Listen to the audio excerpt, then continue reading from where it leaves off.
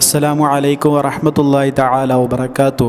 അല്ലാഹുമ്മ സ്വല്ലി അലാ സയ്യിദിനാ മുഹമ്മദിനിൽ ഫാത്തിഹി ലിമാ ഉഗ്ലിഖ് വൽ ഖാതിമി ലിമാ സബഖ് നാസിറിൽ ഹഖ് ബിൽ ഹഖ് വൽ ഹാദി ഇലാ സിറാത്തിക്കൽ മുസ്തഖീം വഅലാ ആലിഹി ഹഖ ഖദ്രിഹി വമിഖ്ദാരിഹിൽ അദീം. അൽഹംദുലില്ലാ. അങ്ങനെ നമ്മൾ നിലകൊള്ളുന്നത് പുണ്യ ഈദിൻ്റെ ദിവസത്തിലാണല്ലേ. നിങ്ങൾ പെരുന്നാളൊക്കെ ആഘോഷിച്ചു എന്ന് വിശ്വസിക്കുകയാണ്, പെരുന്നാളിൻ്റെ ആഘോഷങ്ങളിലാണ് എന്ന് വിശ്വസിക്കുകയാണ്. അൽഹംദുലില്ലാ, നമ്മുടെ കൂട്ടുകുടുംബങ്ങളൊക്കെ നമ്മൾ കണ്ടു. രാവിലെ പള്ളിയിലേക്ക് പോയി. പല ആളുകൾക്കും ഇന്ന് ഉളുഹിയ്യത്ത് കർമ്മം ഉണ്ടാകും, അതിലൊക്കെ പങ്കെടുത്തു.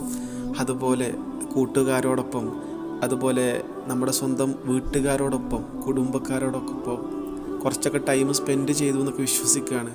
പടച്ച റബ്ബ് ഇതുപോലെയുള്ള ഈയൊരു ഈദുകൾ, ഇതുപോലെയുള്ള സന്തോഷങ്ങൾ, നമുക്ക് ഇസ്ലാം അനുവദിച്ച് തന്ന ഇതുപോലെ സന്തോഷ മൊമെൻറ്റ്സ് നമ്മുടെ ലൈഫിൽ ഇനിയും ഇൻഷാ അല്ലാഹ് നല്ല രീതിക്ക് നമ്മുടെ കൂട്ടുകുടുംബത്തോടൊപ്പം നല്ല റാഹത്തോടുകൂടെ സന്തോഷത്തോടു കൂടെ ഒക്കെ ആഘോഷിക്കാൻ പടച്ച റബ്ബ് തൗഫീക്ക് നൽകട്ടെ എന്ന് ആത്മാർത്ഥമായിട്ട് ദുആ ചെയ്യുക.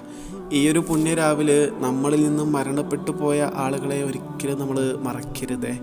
അവരെയും നമ്മൾ സിയാറത്ത് ചെയ്യുക. അവരുടെ ഖബറിൻ്റെ അരികിൽ പോയിട്ട് അവർക്ക് വേണ്ടതെല്ലാം ചൊല്ലി ഹദിയ ചെയ്ത് അവരുടെ സന്തോഷത്തിനും പാരത്രിക വിജയത്തിനും വേണ്ടി നമ്മൾ പടച്ച റബ്ബിനോട് ദുആ ചെയ്യുക.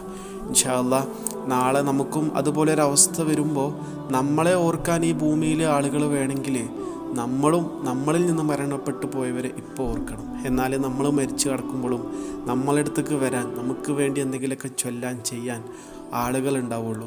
അതിനുള്ള ഓർമ്മ അവർക്ക് പടച്ച റബ്ബ് കൊടുക്കുള്ളൂ. വഫഖ്നല്ലാഹ്. എന്താണെങ്കിലും ഈ ഒരു പുണ്യ നിമിഷത്തിൽ വളരെ പ്രധാനപ്പെട്ട ഒരു കാര്യം ഓർമ്മപ്പെടുത്താനാണ് വന്നിട്ടുള്ളത്.